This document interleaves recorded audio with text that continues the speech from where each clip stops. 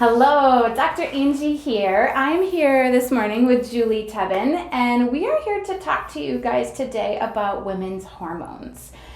Julie is a certified nurse practitioner that specializes in women's hormones, hence I brought her on board for this video today. So Julie, I'm going to let you take it away. Sounds good. So Angie asked me to talk a little bit about hormones and what things we can do on our own before you feel like you need to move on to the next step to see a specialist like me. I want to just briefly mention that I'm a certified nurse practitioner. My population is just women, so I have a lot of experience with just women's hormones.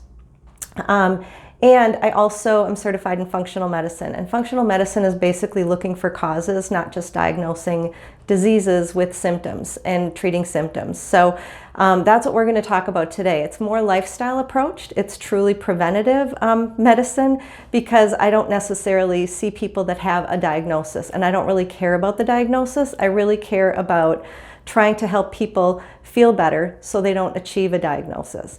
And so that's where we're going to focus today. And the conversation that I have with my patients very often is about how hormones are connected. People will come in and say, I think I have a thyroid problem, I think I have low progesterone, I think I have an adrenal problem. And I like to step back and say, let's talk about how all these hormones work together. So I have, and it's available on my website as well, a little more brief, in a brief form, but I like to start talking about the most dominant hormone, which, again, we don't really treat this one, but adrenaline is your fight or flight hormone. Adrenaline is something that happens, and everybody has felt it, when you're about to get in a car accident, when your child's about to run into the street, when you're getting chased by a bear in the woods. That's adrenaline. It's a strong peak. Every resource, and everybody's felt this, every resource in your body will stop and help you survive. So that is always going to be the most dominant hormone, and we're all familiar with it. It doesn't last very long, but then that transitions into more of a cortisol demand. People have heard of cortisol because of, well, everybody has heard of adrenal fatigue. Most people have heard of adrenal fatigue. Not really a technical term. Adrenal insufficiency is really the technical term. It is not a diagnosis. So if you go into your doctor and say, I think I have adrenal fatigue, they're going to check you for diseases associated with that, which the majority of people do not have that disease. So when we talk about cortisol, cortisol is a hormone produced in the adrenal glands, which are little glands that sit on the kidneys. And cortisol happens under any stressor. Your body increases demand and uses cortisol to help manage that stressor. Again, a little similar to adrenaline, but not quite as acute. Cortisol demand can increase under lifestyle and emotional stress, which is what we both mostly think of. Also, if there's glycemic stress, which we're going to talk about with the next hormone, insulin, there's also sleep stress. When people aren't sleeping well, and this is very common for women, especially women of the age of having small children, there's issues with sleep. You don't get a lot of sleep, and that kind of accelerates issues with cortisol. And then there's the physiologic stressors, inflammation, infections, food sensitivities, liver kidney problems, all of these things, and even exercise increases your demand for cortisol. So again, it's very common for people to have different kinds of cortisol insufficiencies. The first thing that I think of is, well, the first type of cortisol issue is when the demand goes up. That's hypercortisolism. So your demand goes up, your production goes up, your body starts using its resources to support that demand. People tend to feel more anxious and more, scattered, and sometimes there's some fatigue with it because they're probably not sleeping. And that's kind of a different stage. And it's important to know the difference, because people will just go and start to treat themselves with cortisol issues. But you have to really know what stage you're in. And sometimes we can see that based on your symptoms, but sometimes we need to look further and actually test throughout the day to see what cortisol looks like. But basically, there's the hypercortisol situation. The second stage would be more of what I like to call the sputtering engine, where your body's trying to make cortisol. It does, and then it can't, and then it does, and then it can't. Another hormone called DHEA will start to drop. And then the third stage is what we call adrenal insufficiency. And true adrenal insufficiency, I don't see that often. There have been some real severe cases of that I've seen over the years, but it's very rare. But there are people that get there and they become very dysfunctional. They can't accomplish a whole lot through the day. They spend a lot of time in bed. It kind of mimics depression, which is why a lot of these people end up on antidepressants. Unfortunately, and honestly, it's really just something that we need to recover. Real significant, that first stage might take 6 months to recover from that if it's significant.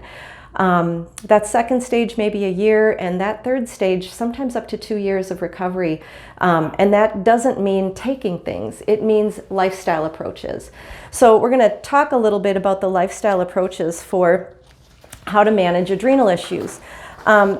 And that's where I focus. And again, the benefit of my practice is a lot of people do research and they sometimes will start incorporating a lot of these lifestyle changes first. And that's what a video like this is beneficial for, because you can start making a lot of these changes on your own before you get to a point where you're like, okay, I can't do this. I need to reach out. I need to get some more help. I need to know exactly where I am. And so from a dietary standpoint, I always talk about eating fresh, whole foods.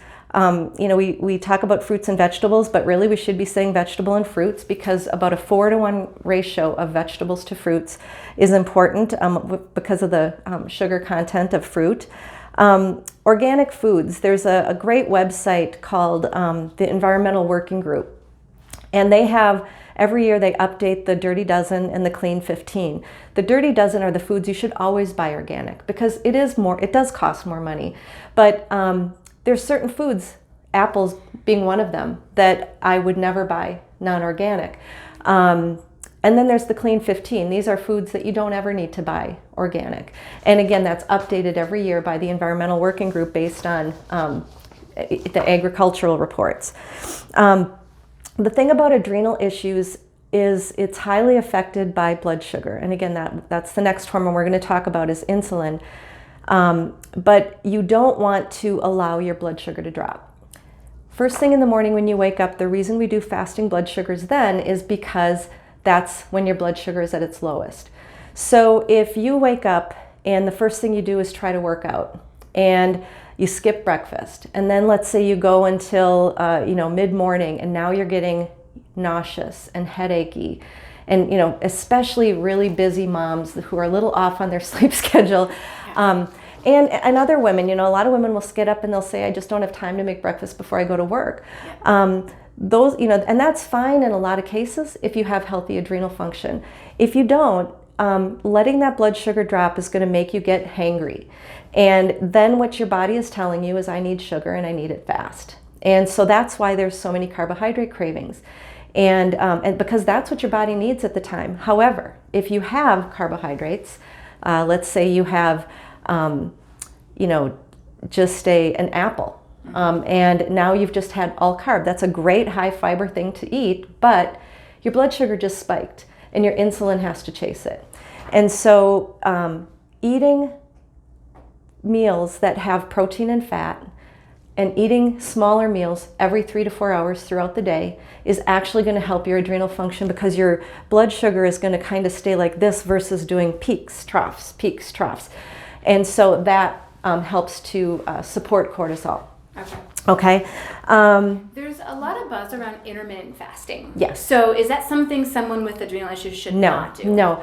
I don't recommend intermittent fasting for people with adrenal issues. But I do think it's a good thing for other people. So again, I think you have to really know how strong those adrenals are functioning before you do that. And one of the best ways to know that, if you're not sure, is, do you get hangry often? The other thing is, how do you tolerate exercise? Yeah. If you do intense exercise and you walk away going, oh my God, I just feel worse. or you have this crash later in the afternoon, that's probably a good indicator that your adrenals are telling you that they don't have the fuel that they need to keep up the demand that you're asking. I would always avoid, obviously, things like sugar, refined carbohydrates, caffeine. A lot of people start to use a lot of caffeine because they feel like they need it for the energy. And then alcohol. Avoid alcohol as well in these kind of situations. So that's the dietary thing. We just, we talked a little bit about how sleep affects cortisol. So how can we get the best sleep? There are a lot of things that people can do to try to get better sleep. Magnesium glycinate is something that people will often take at the end of the day for sleep. Too much of it gives you diarrhea, so you can kind of dose yourself based on how much do I take, how much can I take before I get those symptoms. Some people will take melatonin. It works for some really well, but not for all. Melatonin, if it's going to work for you, it will work for you. Some people get a little wired from it, then don't take it. For some people it doesn't work. You can try increasing the dose. Again, the side effect of taking too much melatonin is weird dreams. And so if you start having a lot of weird dreams, you're probably taking too much. And when I say weird dreams, I mean like real vivid dreams, like sometimes night terrors, that kind of thing. But trying to get good sleep hygiene, that's really important. Avoid screens, avoid a lot of light at the end of the day. Blue lights are kind of popular for glasses. Some people will use that. Some people can change the setting on their phone or on their iPad so they have a different, I don't even know what it's called, but so it's a different color. So it's a filter, so it doesn't stimulate or drop your melatonin. And then obviously for moms with little kids, this is always a problem. One of the things, and I'm just going to interject this, but because maybe you've heard about this, but I always have thought with kids, when I hear about people who have kids that have sleep issues, as far as time of day, and I'm talking about early, right after pregnancy, one of the advice that I was given with my kids was try to just mimic the day and night, regardless of if the baby's up at night. Keep the lights down, keep things quiet. If they're taking a nap during the day, keep things noisy, keep the lights up, and try to get, they will sleep in those conditions. But if the baby's sleeping in the swing, don't turn all the lights off and keep everything quiet. It's daytime. This is the time where we're just taking naps. This is not nighttime. And that actually did help, but I think it's part of that circadian rhythm and keeping the day and night consistent despite those schedules. Have you heard? I have. And I have used that with my kids just because I have 3 kids and our house doesn't get dark and quiet during the day. And I do feel that it did help them a lot. I have definitely heard research too where it's beneficial to get outside in the early hours to start setting that circadian rhythm. Correct. So now you can start regulating melatonin just by getting outside and away from the fluorescent lighting and into natural lighting. Because that's part of what can help. And it's important for adults too. And so, even though you might feel tired in the morning, get outside and start getting your melatonin. Again, those things will help with your sleep at night. Other things, I think the lifestyle and emotional stress. I always tell my patients you can't control what happens to you, but you can control your response to it. And that's really the stress response. Adrenal issues can be triggered by like a really sudden stressor, I mentioned a physical stressor, like pregnancy and delivery and postpartum is a stressor.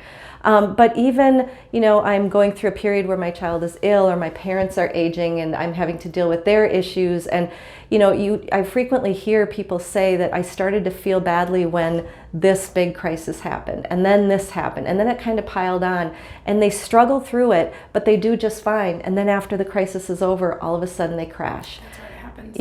And so that's, if you can maintain during those stressors as much as possible, walking away, taking some deep breaths. Believe it or not, the research shows that even just bursting out in laughter for no reason lowers your cortisol demand. So if you can do those things in the midst of those stressors, it seems silly, but it does bring you back down to baseline. Cortisol demand may go up again, but the more you can keep it from piling on, the better you will be. So Deep breathing, counting to 10. Square breathing is, inhaling for 4, holding for 4, exhaling for 4, holding for 4. I like that one, so I talk about it a lot. But there's lots of different breathing techniques. There's lots of good resources. There's a book out there, and I can't remember the author, called The 8-Minute Meditation. Quick read, but it does help get people started. I use a tool in my office called HeartMath. It's an inner balance app. And I will do it at patients' first follow-up, and we'll do just a brief session of about 3 to 4 minutes where it's kind of biofeedback for stress. So you can actually watch yourself bring your state from a sympathetic stress state to a parasympathetic calm state. Yeah. And so you can see it happen, which is really helpful for people that feel like, I just don't think this is working for me. Yeah. And it's something that you have to practice. You don't just go out and run a marathon without practicing. Yep. You can't deal with stress in a stressful situation without practicing that stress response. So first thing in the morning when you wake up, if you wake up to an alarm, I always suggest set it 10 minutes early and hit snooze, and now you've got 9 minutes to work on putting your hand on your abdomen and just do some deep breathing, focus breathing, and you can do that again at the end of the day before you go to bed. Just when you turn your light off and you're getting ready to go to sleep, just lay on your back, do some deep breathing, practice it. It doesn't have to, you don't have to feel anything, but it actually does bring that cortisol down at the beginning of the end of the day. And your brain is starting to learn what you're doing. Now in the future, when you're in a stressful situation and you start breathing differently, your brain knows what to do. It's been there before. Yeah. But I can't say enough about that part of it. We use it. I found an app on my phone called Calm. That's a good one. And it has sleep stories for my kids, which has helped them just wind down a little bit. And it's fascinating because the voice gets softer and softer, and then cues them to breathe and cues them to come into their body and relax their body.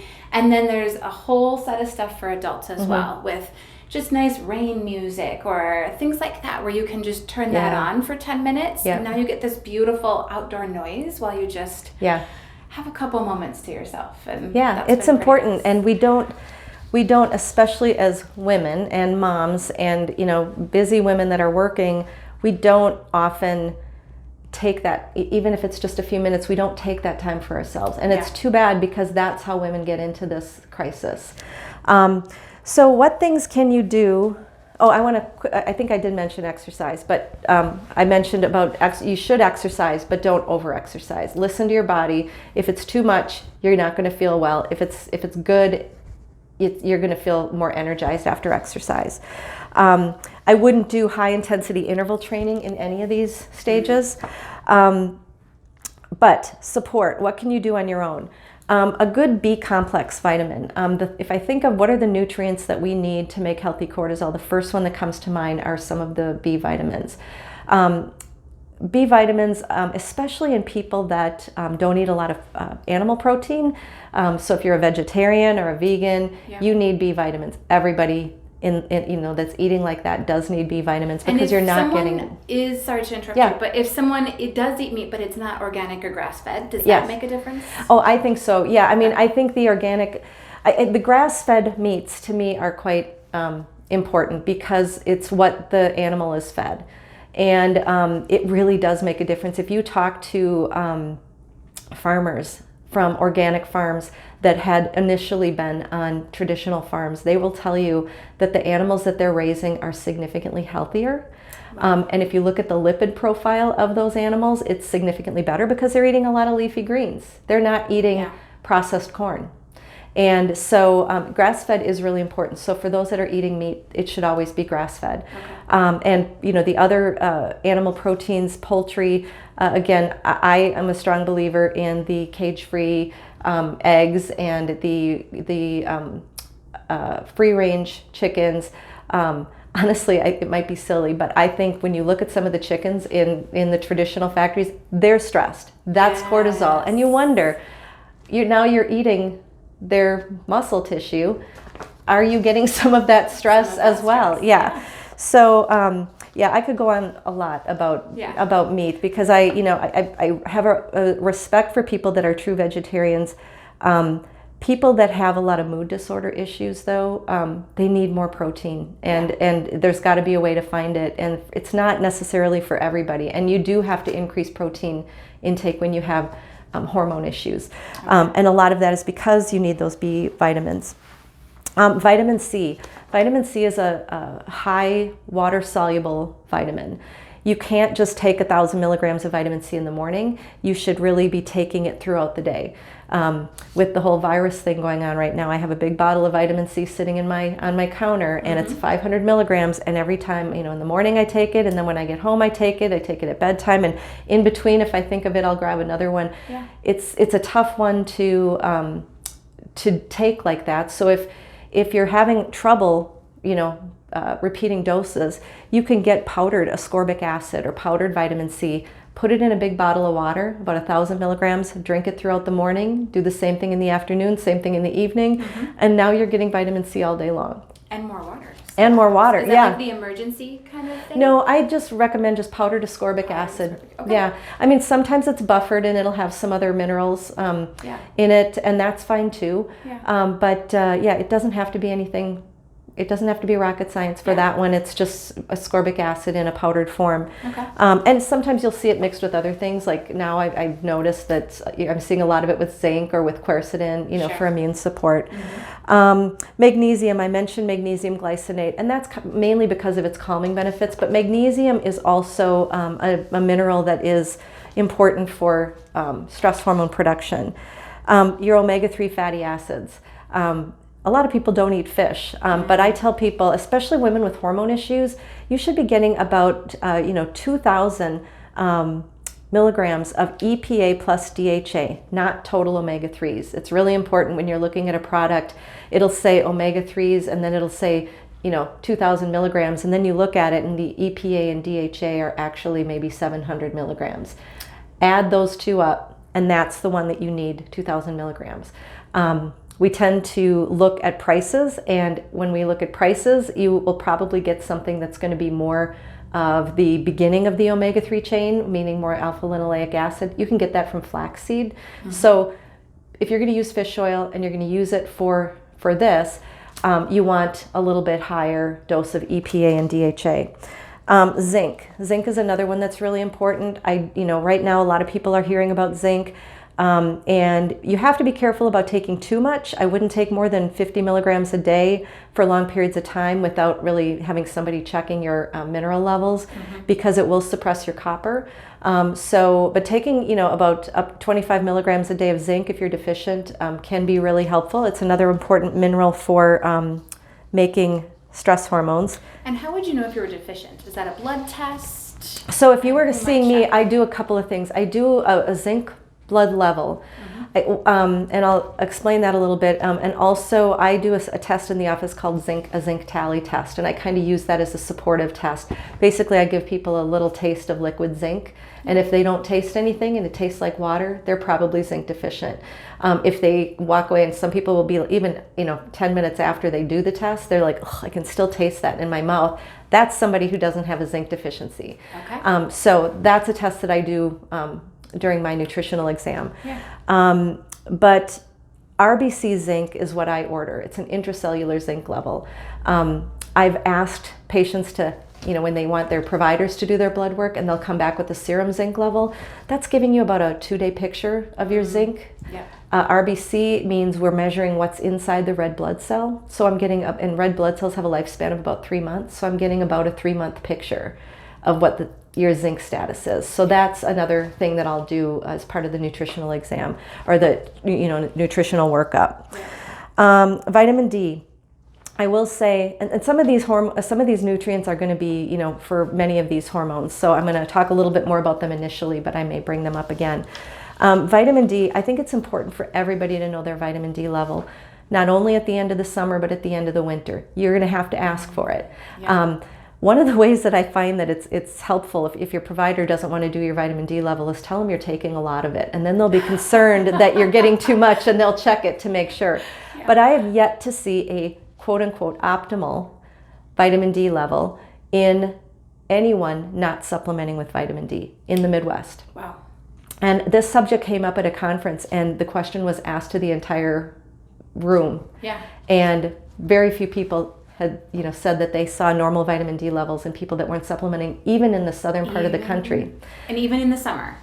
Correct. Yeah. And so, and again, vitamin D ranges, normal reference range is 30 to 80 nanograms per mil, but optimal is 50 to 80.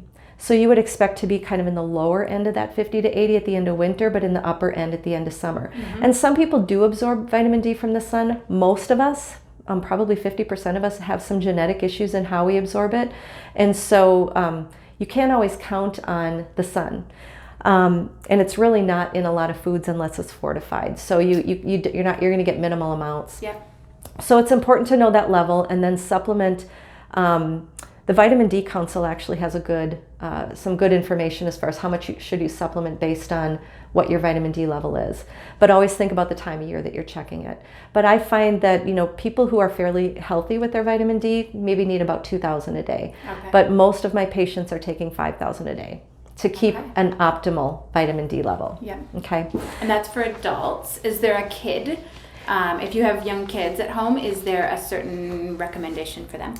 Again, I don't know what it is off the top of my head, but it is on the Vitamin D Council website. Okay. That's probably the best resource for updated information on vitamin D. They also are the ones that have said, if you're trying to get vitamin D from the sun, when you put sunscreen on, and when you put sunscreen on your kids, they're not getting any vitamin D from the sun. So leave the sunscreen off just until the skin starts to pink, and then put it on. And then you're getting some vitamin D. And that length of time is going to be different for different people. Believe it or not, people that are fair-skinned are absorbing vitamin D better from the sun. The darker your skin, the worse you are at absorbing that vitamin D from the sun. So you can sometimes tell if a person is more olive skin tone, they're probably more deficient than the blonde hair, blue-eyed, Scandinavian descent from Minnesota. And then, a lot of this you can get from a good multivitamin and multi-mineral, because you're getting a lot of the minerals, you're getting the B vitamins, you're getting the antioxidants. So I think that that's really important. There are a couple of additional things for people that have adrenal issues. One of them, and as I mentioned earlier, if you don't know what stage you're in, you have to be really careful with a lot of these herbal formulas that you see, because some of them are intended to increase your production. If you're in that first stage, you don't want that. And some of them are going to decrease your production in people that have if you're in the first stage, you're going to want things that are going to decrease production. And if you're in those second stages, it's going to be more supportive. You want to increase production. So different herbs have different effects, and different formulas have different effects. So it might just say it's for adrenal support, but you don't really know which stage you're in. So you have to be really careful. The one herb that's fairly benign that I do think it's easy to try on your own is ashwagandha. About 500 milligrams twice a day. Doesn't matter if your cortisol is high or low, it seems to have a positive effect in helping your adrenal glands adapt to the stress response. And my other favorite that I recommend for everybody, I carry it in my